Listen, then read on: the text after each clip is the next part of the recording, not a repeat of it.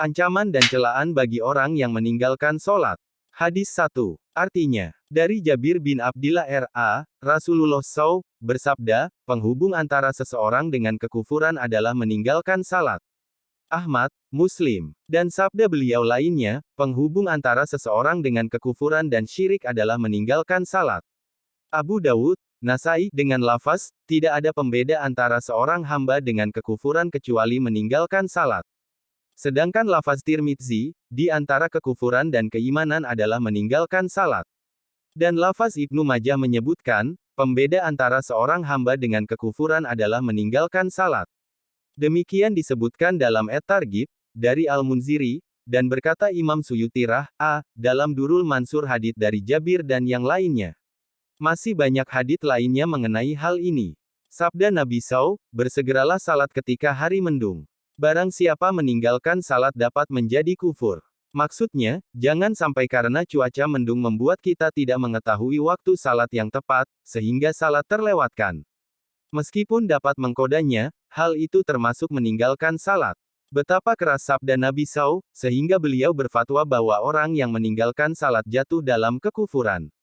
Meskipun sebagian ulama berpendapat bahwa hukum kufur dijatuhkan kepada orang yang mengingkari salat, bagaimanapun juga ancaman ini sangat keras. Oleh sebab itu, barang siapa di hatinya terdapat keagungan Nabi SAW, dan sabda-sabdanya, maka peringatan ini sudah sangat keras baginya. Selain sabda Nabi SAW, tersebut di atas, para sahabat besar seperti Umar, Ibnu Mas'ud, Ibnu Abbas radhiyallahu anhu dan yang lain juga berpendapat bahwa orang yang meninggalkan salat tanpa uzur berarti telah kafir. Demikian pula pendapat Ahmad bin Hanbal, Ishaq bin Rahawai, dan Ibnu Mubarak Semoga Allah menjaga kita dari perbuatan tersebut. Hadis 2. Artinya, dari Naufal bin Muawiyah R.A. bahwasannya Rasulullah SAW bersabda, barang siapa yang meninggalkan satu salatnya, maka seolah-olah dia telah kehilangan keluarga dan hartanya. Hari. Ibnu Hibban. Melalaikan salat biasanya terjadi karena sibuk dengan urusan anak-anak atau karena terlalu berambisi mencari harta benda. Rasulullah SAW bersabda, melalaikan salat dampaknya seperti kehilangan anak-anak dan seluruh harta benda sehingga tinggallah seorang diri di dalam rumah, maksudnya seberapa banyak kerugian dan kemalangan yang dialami seseorang akibat kehilangan seluruh harta dan keluarga maka seperti itulah kerugian dan kemalangan seseorang yang meninggalkan satu salatnya. Begitu juga, sejauh mana kesedihan seseorang akibat kehilangan seluruh harta dan keluarganya maka seperti itu juga hendaknya merasa karena meninggalkan satu salatnya. Apabila ada orang yang dipercaya dan diyakini kebenaran kata-katanya berkata kepada seseorang bahwa di jalan itu rawan perampokan dan orang yang melewati jalan itu pada malam hari pasti akan dibunuh dan diambil hartanya oleh perampok tersebut, maka siapakah orang yang berani melewati jalan itu? Jangankan di malam hari yang sangat menakutkan, di siang hari pun orang-orang akan takut melewatinya. Rasulullah SAW, yang benar dan dapat dipercaya telah memberitahukan larangan dan perintah dengan sabda-sabda beliau bukan hanya dengan satu atau dua hadits, namun kita masih tetap mengabaikannya. Kita sebagai umat Islam sering mengaku-ngaku pengikut Rasulullah SAW, dan mengakui kebenaran sabda beliau, tetapi sesungguhnya pengakuan itu kita ucapkan dengan mulut dusta. Karena kenyataannya, kita sendiri yang tahu seberapa banyak sabda-sabda Rasulullah SAW yang berkesan di dalam hati kita. Hadis 3 artinya, dari Abdullah bin Amr R.A., dari Rasulullah SAW, bahwa pada suatu hari beliau bercerita mengenai salat. Beliau bersabda, barang siapa menjaga salatnya, maka salat akan menjadi cahaya, pembela dan penyelamat baginya pada hari kiamat, dan barang siapa tidak menjaganya, maka tidak akan ada cahaya, pembela dan penyelamat baginya. Serta pada hari kiamat ia akan dikumpulkan bersama Fir'aun, Haman, dan Ubay bin Khalaf. Hari. Ibnu Hibban dan Tabrani. Semua orang tahu siapa Fir'aun, betapa kafirnya dia sehingga mengaku dirinya sebagai Tuhan, Haman adalah perdana menterinya, dan Ubay bin Khalaf adalah musuh besar Islam dari kaum musyrikin Makkah. Sebelum hijrah, Ubay bin Khalaf pernah berkata kepada Rasulullah SAW, aku memelihara seekor kuda dan aku telah memberinya banyak makanan, dengan mengendarainya aku akan membunuhmu di kemudian hari. Nauzubillahi min zalik. Rasulullah SAW pun berkata kepadanya, insya Allah, saya yang akan membunuhmu. Ketika terjadi perang Uhud, dia mencari-cari Rasulullah sambil berkata, apabila pada hari ini Muhammad lolos dariku, maka akulah yang akan celaka. Kemudian dia menuju Rasulullah SAW untuk menyerang beliau. Para sahabat ingin melempar Ubay bin Khalaf dengan tombak dari jauh. Tetapi Rasulullah SAW berkata, biarkan dia mendekat. Ketika dia telah mendekat, Rasulullah SAW mengambil sebilah tombak dari seorang sahabat lalu melemparkannya kepada Ubay bin Khalaf, sehingga lehernya tergores sedikit. Akibat lemparan itu dia terjatuh dari kudanya. Dengan jatuh bangun, dia berlari menuju pasukannya sambil berteriak, "Demi Tuhan, Muhammad telah membunuhku." Orang-orang kafir berusaha menenangkannya bahwa itu hanyalah sebuah goresan saja, tidak perlu dikhawatirkan. Namun dia berkata, Muhammad pernah berkata, bahwa dia akan membunuhku. Demi Tuhan, seandainya dia hanya meludahiku saja, pasti aku akan mati. Diceritakannya bahwa suara teriakannya bagaikan teriakan lembu jantan. Abu Sufyan yang ketika itu sebagai panglima perang berkata dengan nada mempermalukan, dengan sedikit goresan saja engkau berteriak-teriak. Ubay bin Khalaf berkata, apakah kamu tidak tahu siapa yang melempar aku? Ini adalah lemparan Muhammad, saya sangat takut. Demi Lata dan Uzza, jika penderitaanku ini dibagikan kepada seluruh penduduk Hijaz, niscaya mereka akan binasa. Muhammad pernah berkata kepadaku, aku akan membunuhmu. Ketika dia berkata begitu, aku yakin bahwa aku akan mati di tangannya dan tidak akan lolos darinya. Seandainya dia meludahiku sedikit saja setelah dia mengatakan demikian, maka pasti aku akan binasa. Akhirnya Ubay bin Khalaf meninggal dunia sehari sebelum tiba di Makkah. Peristiwa ini adalah pelajaran bagi kita. Seorang kafir yang kuat dan musuh besar Islam saja begitu yakin dengan perkataan Rasulullah, sehingga dia tidak merasa ragu sedikit pun tentang kematiannya di tangan Rasulullah SAW. Namun kita sebagai manusia yang mengimani kenabian dan kebenaran beliau, meyakini sabda-sabda beliau, mengaku cinta kepada beliau, dan bangga sebagai umat beliau, berapa banyak sabda-sabda beliau yang kita amalkan. Juga hal-hal yang diberitakan oleh beliau seperti azab, berapa banyak yang kita takuti. Hal ini perlu diperhatikan dan direnungkan oleh setiap orang. Dalam kitab Az-Zawajir, Ibnu Hajar Rah.A. telah menceritakan tentang Fir'aun, Qarun, dan lain-lain.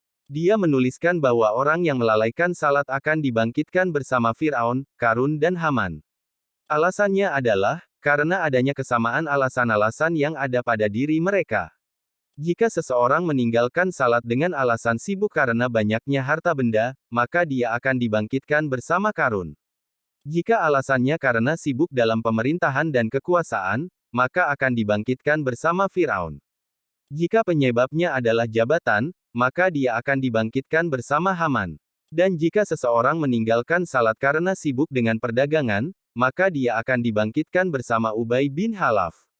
Apabila kita dibangkitkan bersama-sama orang seperti itu, maka kita akan menerima berbagai macam azab seperti yang diterangkan oleh banyak hadits. Walaupun derajat kesahihan hadis-hadis itu telah banyak dibicarakan, namun tidak ada keraguan mengenainya bahwa azab jahanam adalah azab yang paling pedih. Penting juga untuk diingat, bahwa pada suatu hari nanti disebabkan keimanannya, seseorang akan dikeluarkan dari neraka jahanam. Dan mereka, Fir'aun dan yang seperti itu, akan tinggal di neraka jahanam selama-lamanya. Namun untuk sampai bisa keluar dari neraka jahanam, berapa lama kita akan berada di dalamnya? Tidak ada yang mengetahui berapa ribu tahun akan disiksa di dalamnya. Hadis 4. Artinya, Ibnu Abbas R.A. berkata, Rasulullah SAW bersabda, barang siapa mengumpulkan dua salat tanpa uzur, sungguh ia telah mendatangi satu pintu dari pintu-pintu dosa besar. Hari Hakim, Targhib Ali R.A. berkata bahwa Rasulullah SAW bersabda, janganlah menunda-nunda tiga perkara, yaitu, 1. Salat apabila telah datang waktunya, 2. Jenazah apabila telah siap usuk dikuburkan, 3. Wanita yang belum nikah apabila pasangannya telah ditemukan. Banyak sekali orang yang menganggap dirinya ahli agama dan menganggap dirinya disiplin dalam salat, padahal dengan alasan yang ringan saja, seperti perjalanan, toko, atau pulang kerja, dia mengkodo salatnya dengan dikerjakan di rumah masing-masing. Melaksanakan salat tidak pada waktunya tanpa alasan sakit dan sebagainya adalah suatu perbuatan dosa besar. Walaupun dosanya tidak seperti meninggalkan salat, namun salat tidak tepat waktu juga telah mendekati perbuatan dosa besar. Hadis 5. Artinya, Sebagian ulama berkata seperti disebutkan dalam sebuah hadits, barang siapa menjaga salatnya, maka Allah SWT akan memuliakannya dengan 5 perkara. Allah SWT akan mengangkat kesempitan hidup darinya, menyelamatkannya dari azab kubur. Allah memberinya catatan amal dari tangan kanan. Dia akan melintasi sirat secepat kilat. Dia akan masuk surga tanpa hisab. Dan barang siapa melalaikan salatnya, maka Allah akan menyiksanya dengan 15 siksaan. 5 siksaan akan diberikan di dunia, 3 ketika mati, 3 di dalam kubur, dan 3 ketika keluar dari kubur. 5 azab yang akan ditimpakan di dunia, yaitu, akan dicabut keberkahan umurnya. Ciri-ciri kesalehan akan dicabut dari wajahnya. Setiap demalan yang dilakukannya tidak akan diberikan pahala oleh Allah SWT. Doanya tidak akan diangkat ke langit. Tidak akan mendapat bagian dari doa orang-orang yang saleh. Adapun musibah yang akan menimpanya ketika akan mati, yaitu, dia akan mati dalam keadaan hina. Dia akan mati dalam keadaan lapar. Dia akan mati dalam keadaan haus sehingga walaupun diberi air minum sepenuh lautan, tidak akan hilang rasa hausnya. Adapun azab yang akan ditimpakan di alam kubur yaitu, kubur akan menyempit baginya sehingga tulang-tulang rusuknya saling bersilangan. Akan dinyalakan api di dalam kuburnya sehingga dia akan diguling-gulingkan di atasnya siang dan malam. Allah SWT akan memasukkan ular ke dalam kuburnya yang bernama Syujaul Akra, dan ular itu akan menguasainya. Kedua matanya terbuat dari api dan kukunya dari besi. Panjang setiap kukunya adalah sehari perjalanan. Dia akan berkata kepada si mayit, "Saya adalah Syujaul Akra," suaranya bagaikan petir yang menggelegar. Ia berkata lagi, "Rabbku telah memerintahkanku untuk memukulmu karena melalaikan salat subuh sampai terbit matahari, dan memukulmu karena melalaikan salat zuhur sampai asyar, dan memukulmu karena melalaikan salat asyar sampai matahari tenggelam, dan memukulmu karena melalaikan salat maghrib sampai masuk waktu isya, dan salat isya sampai masuk waktu subuh." Setiap kali ia memukulnya sebanyak 1 kali pukulan, maka ia akan terbenam ke burn sedalam 70 hasta. Dia akan senantiasa disiksa sampai hari kiamat. Adapun musibah yang menimpanya ketika ia keluar dari kubur dan dibangkitkan pada hari kiamat adalah, hisabnya sangat keras. Allah akan marah padanya, masuk ke dalam neraka jahanam. Di dalam satu riwayat disebutkan bahwa pada wajahnya tertulis 3 baris tulisan yang berbunyi, "Wahai yang menyia-nyiakan hak Allah. Wahai yang dikhususkan dengan kemarahan Allah. Sebagaimana kamu telah menyia-nyiakan hak Allah di dunia, maka pada hari ini engkau akan berputus asa dari rahmat Allah." Walaupun seluruh hadits ini tidak saya temukan di dalam kitab-kitab hadits yang umum, namun berbagai macam pahala dan azab yang dijelaskan di dalamnya banyak sekali dikuatkan oleh beberapa riwayat yang lain. Beberapa riwayat di antaranya telah disebutkan dan riwayat lain akan menyusul. Dalam hadits pertama disebutkan bahwa orang yang meninggalkan salat berarti ia telah keluar dari Islam, betapa besar azabnya. Oleh karena itu penting untuk diketahui balasan-balasan bagi yang meninggalkan salat, baik yang telah disebutkan maupun yang akan menyusul. Sekalipun telah ditetapkan azab atas perbuatan ini yang dianggap sebagai perbuatan dosa, tetapi Allah SWT berfirman, "Sesungguhnya Allah tidak mengampuni dosa syirik dan akan mengampuni dosa selain syirik bagi siapa yang Dia kehendaki." Menurut ayat-ayat dan hadis-hadis di atas, apabila Allah SWT berkenan memaafkan, maka itu adalah suatu keberuntungan. Dalam hadis-hadis dikatakan bahwa pada hari kiamat akan ada 3 pengadilan, yaitu, pengadilan antara kufur dan Islam, yang tidak ada pengampunan di dalamnya. Pengadilan mengenai hak-hak manusia. Dalam pengadilan ini orang-orang yang mengambil hak saudaranya di dunia, maka pasti haknya akan diambil oleh saudaranya sebagai pertanggungjawaban atau dia akan dimaafkan oleh orang yang diambil haknya. Pengadilan mengenai hak-hak Allah. Dalam pengadilan ini pintu pengampunan terbuka luas. Dalam hal ini perlu dipahami bahwa balasan-balasan atas perbuatan kita telah disebutkan dalam banyak hadits. Namun kemurahan-kemurahan Allah tidak berbatas untuk mengatasi semua itu. Selain itu berbagai azab dan pahala juga disebutkan dalam hadis-hadis. Dalam hadits riwayat Imam Bukhari disebutkan bahwa kebiasaan Rasulullah SAW, setelah salat subuh adalah bertanya kepada para sahabatnya, mungkin seseorang di antara mereka ada yang bermimpi dalam tidurnya. Jika ada yang bermimpi maka ia akan menceritakannya dan beliau akan menerangkan arti mimpinya.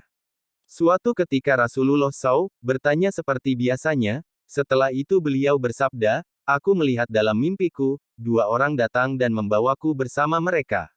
Setelah itu Rasulullah SAW menceritakan tentang mimpinya yang panjang, di antaranya surga, neraka, dan berbagai azab yang sedang ditimpakan kepada orang-orang.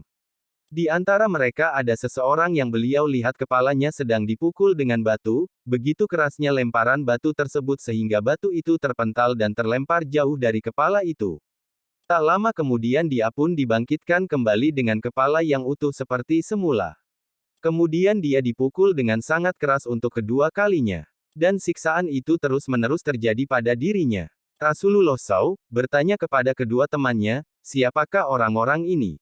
Mereka menjawab, dia adalah orang yang dahulunya membaca Al-Quran tapi kemudian meninggalkannya dan tidur tanpa mengerjakan salat fardu. Dalam hadis-hadis yang lain terdapat pula kisah-kisah seperti itu, di antaranya, Rasulullah SAW melihat segolongan orang yang disiksa seperti itu lalu bertanya kepada Jibril siapakah mereka, Jibril menjawab bahwa mereka adalah orang-orang yang malas mengerjakan salat, At-Targhib. Mujahid berkata, barang siapa yang memperhatikan waktu-waktu salat maka dia akan mendapatkan keberkahan-keberkahan sebagaimana yang dinugerahkan kepada Nabi Ibrahim AS, dan anaknya. Durul Mansur, dari Anas berkata, barang siapa yang meninggalkan dunia ini dalam keadaan beriman dengan ikhlas, mengerjakan salat dan membayar zakat maka dia akan keluar dari dunia ini dalam keadaan Allah ridha kepadanya. Anas juga meriwayatkan dari Rasulullah SAW, bahwa Allah SWT berfirman, aku ingin sekali menurunkan azab pada suatu tempat, tetapi ketika aku melihat di sana ada orang-orang yang memakmurkan masjid, ada yang saling mencintai satu sama lain karena Allah, dan ada orang yang beristighfar di akhir malam, maka aku tangguhkan azabku. Durul Mansur, Abu Darda mengirim surat kepada Salman yang di dalamnya tertulis, gunakanlah kebanyakan waktumu di dalam masjid. Saya pernah mendengar Rasulullah SAW bersabda, masjid adalah rumah orang-orang yang bertakwa dan Allah SWT telah berjanji, barang siapa yang banyak menggunakan waktunya di dalam masjid, maka aku akan merahmatinya, aku akan memberikan ketentraman kepadanya, aku akan memberi kemudahan kepadanya ketika melintas sirat pada hari kiamat kelak, dan aku akan ridha kepadanya. Abdullah bin Mas'ud meriwayatkan dari Rasulullah SAW, masjid adalah rumah Allah. Orang yang mendatangi rumah seseorang maka dia akan dihormati oleh pemiliknya, begitu pula orang yang mendatangi rumah Allah SWT, masjid maka pasti Allah SWT akan menghormatinya. Abu Sa'id Al-Hudri meriwayatkan dari Rasulullah SAW, barang siapa mencintai masjid maka Allah akan mencintainya. Abu Hurairah meriwayatkan dari Rasulullah SAW, apabila mayat telah dibaringkan di dalam kubur dan orang yang menyertai mayat tadi belum kembali ke rumahnya, maka pada saat itu malaikat datang untuk menanyainya. Apabila orang yang dikubur itu orang yang beriman, maka salatnya akan berada dekat dengan kepalanya dan zakatnya berada di sebelah kanannya, puasa berada di sebelah kirinya dan berapa banyak amal baik yang ia kerjakan semuanya berada di samping kakinya dan mengelilingi mayat tadi, sehingga tidak ada seorang pun yang dapat mendekatinya, malaikat pun akan bertanya kepadanya sambil berdiri jauh dari kepalanya.